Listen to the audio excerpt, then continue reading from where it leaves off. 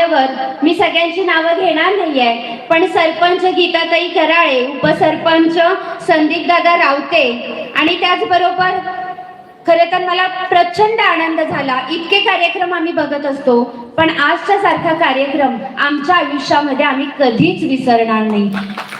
ज्या गावामध्ये मंदिराचे कळस जरा कमी असले तरी चालतील, पण शाळेतली शिक्षिकांची संघटना आणि त्यांचे कष्ट जोरदार असतात ना, त्या गावचा विकास झाल्याशिवाय राहत नाही. आणि म्हणूनच असं म्हटलं जातं की ज्या वेळेला मंदिरासमोरच्या रांगा वाचनालयासमोर राखतील ना, त्यावेळेला त्या गावचा आणि त्या देशाचा विकास झाल्याशिवाय राहत नाही. ती सुरुवात आपल्या गावची झालेली आहे. सर खाडे सरांचं मी या ठिकाणी मनापासून कौतुक करते, त्यांची संपूर्ण टीम. खरं तर हे यश दिसताना संपूर्ण तालुक्याला तुमच्याकडे बघितल्यावर जाणवतं, अरे वा, टाकव्याची शाळा किती भारी, आपण पण त्यामध्ये नंबर काढायला हवा होता.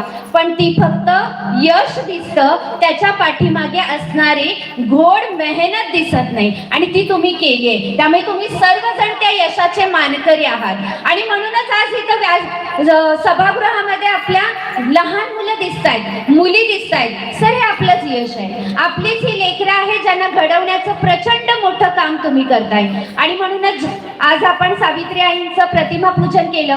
असं म्हटलं जातं की जगाला शांतीचा संदेश देणारे गौतम बुद्ध तुम्हा आम्हाला सगळ्यांनाच माहीत असतात, पण त्यांच्या पाठीमागे संयमाचा महामेरू म्हणून ज्या उभ्या राहतात त्या राणी यशोधरा.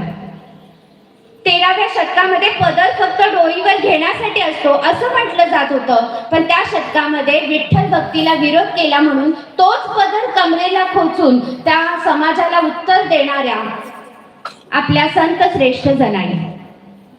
खरं तर या महाराष्ट्राच्या मातीला एक नव्हे 2 छत्रपती ज्यांनी दिले.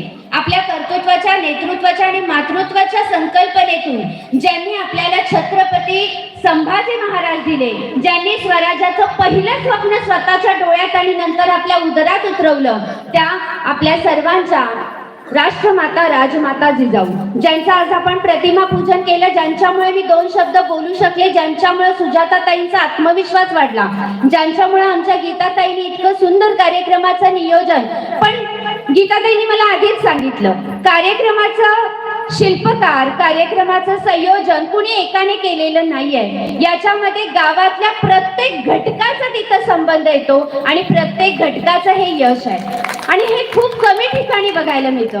काही ठिकाणी ठराविक मुठभर लोक असतात जे नियोजन करतात आणि तेच पुढे असतात, पण इथं मात्र तसं नाहीये. प्रत्येक जण आम्ही यशाचे मानकरी नाहीयेत, आमची टीम यशाची मानकरी आहे. आम्ही यशाचे मानकरी नाहीयेत, आमचे गावकरी आहेत ते यशाचे मानकरी आहेत, असं म्हणणारी माणसं खूप कमी गावामध्ये सापडतात आपल्याला. आणि म्हणूनच मला असं वाटतं की आपल्या ह्या पूर्ण कष्टाला मी मनापासून या ठिकाणी वंदन करते, कारण की तुमच्या आमच्या हातामध्ये जी लेखणी दिली, त्या लेखणीचा तलवारीसारखा वापर करत आयुष्यातली लहान मोठी युद्ध आपण सहज जिंकत गेलो. त्या दिव्य क्रांतीज्योती सावित्रीबाई फुले यांना आपण कधीच विसरू शकत नाही. आणि म्हणूनच या सावित्री आईने दिलेला हा जो वसा आणि वारसा आहे तोच घेऊन आपल्याला पुढे जायचंय. ताई, खरंच मन भरून आलं, उर अभिमानानं भरून आला. ज्या गीताताई आम्ही आधी बघायचो एका कोपऱ्यात असायच्या, सरपंच झाल्या तरी कुठेही दिसायच्या नाही, पण त्या गीताताई आज दिमाखानं नेतृत्व संपन्न व्यक्तिमत्व म्हणून त्या गावचा विकास करण्यासाठी सज्ज झालेत.